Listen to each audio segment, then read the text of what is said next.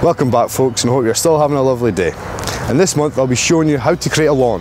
When preparation is key when creating a grass lawn, what you want to achieve is a good tilth. A tilth is a physical condition that you work the soil into to grow seed or a root-based structure. First you'll go to your area that you're wanting to create the seed and turn it over. If you're fortunate enough, you could use a rotavator, tiller or cultivator. Once your ground's prepared, you leave it for a few days to settle, maybe even a week. Then you'll come back, see if any other weeds have germinated, remove them, and then you can begin your raking process. First, you'll begin with a broad-toothed landscaping rake.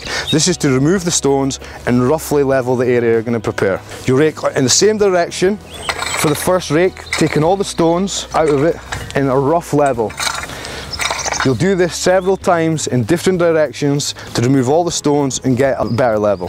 The next step you'll take is firming it in. Firming it in just means walking over the area in different directions to harden the soil. If you're sowing grass seed or laying turf, you want the soil to be quite firm, as if it was soft, it would just wash away or wouldn't hold the turf in place. Once you've firmed it in, you'll come back with a fine tooth rake or a lawn rake to come back and level it off again.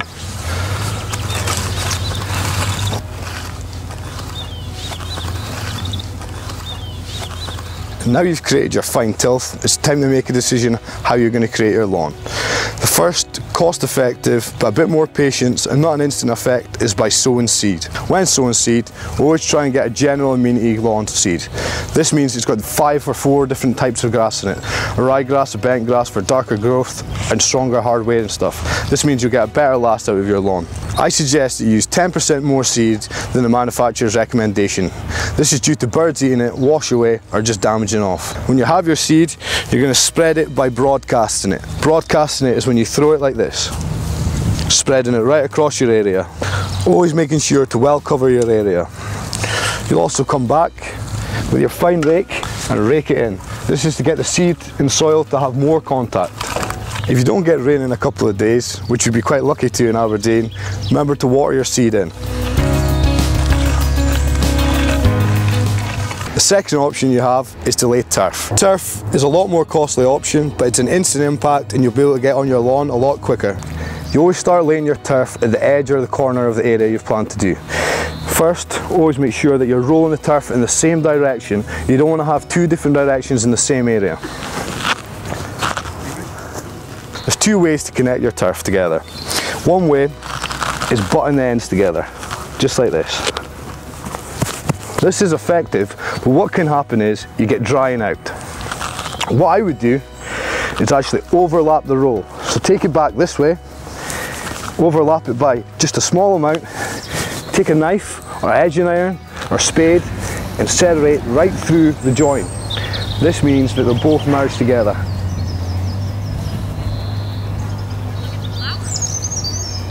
But what you want to do with your turf is have a brick effect, offset of the original roll, kneading it in together, making sure all the joints are tight.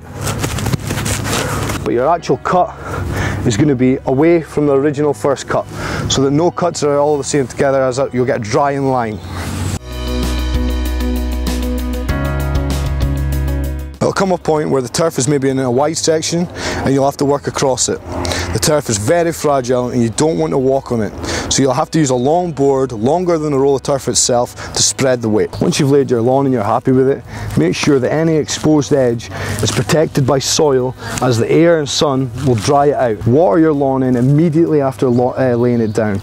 It'll dry instantly. Always keep an eye on it, to water it maybe every night as possible. Stay off it for a couple of weeks and it should have taken root. You can check this by slowly lifting the edges to see if it's taken hold. Once it's taken hold, let the grass grow for as long as possible before cutting it, and set your mower to the highest height. And hopefully after all your hard work, you'll have a luscious green lawn that all your neighbours will be jealous of. And now you've lain your turf, a lot of people are asking, where does turf come from? And hopefully with our friends at Don Valley we'll find out.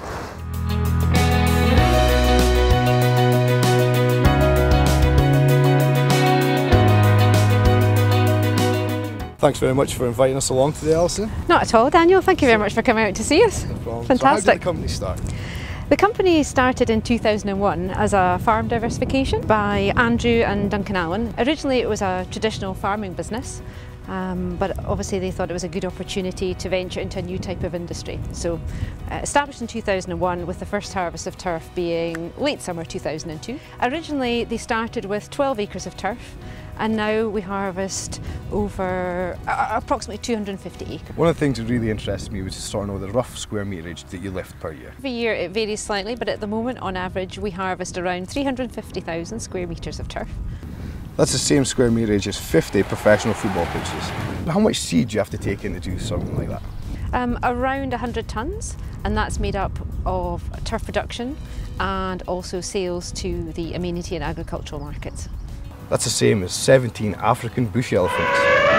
To get your grass looking as lovely as this, it must take a lot of maintenance. How many times do you have to mow it per week? At this time of year we're mowing on average 3 times per week. What it is I really want to see is the turf actually being harvested. Yes, certainly no problem at all. Let's head over this way.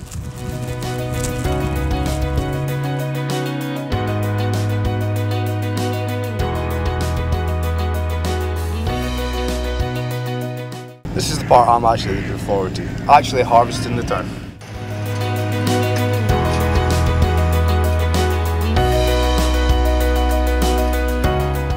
So how long does it take before harvesting the turf?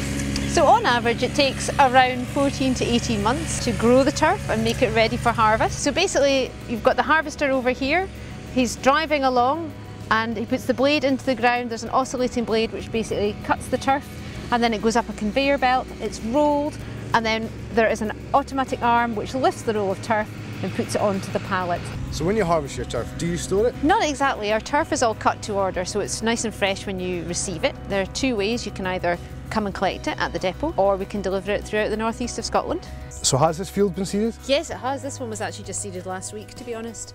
And we would expect to harvest this in around about 14 months' time. And if you wonder how you seed a field this size, you'll need a tractor-mounted spreader.